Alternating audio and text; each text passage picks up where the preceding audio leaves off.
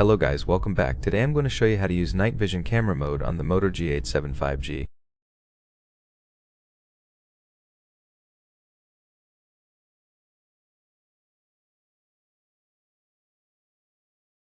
If you want to take night mode pictures where there's a low amount of light, I'm going to show you how to do it.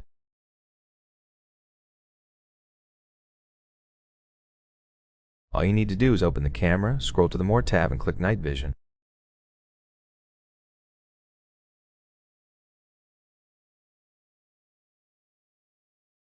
There's another way to turn it on. It automatically turns on when it detects low light.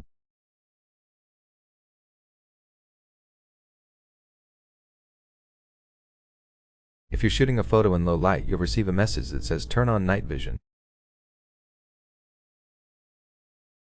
As you can see, it says Switch to Night Vision, so you can click that icon and it will take you to Night Vision mode.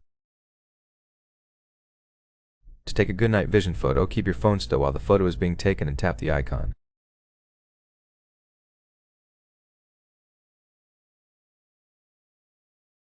It will take longer depending on the amount of light, so if the surroundings are very dark, the photo will take longer to capture.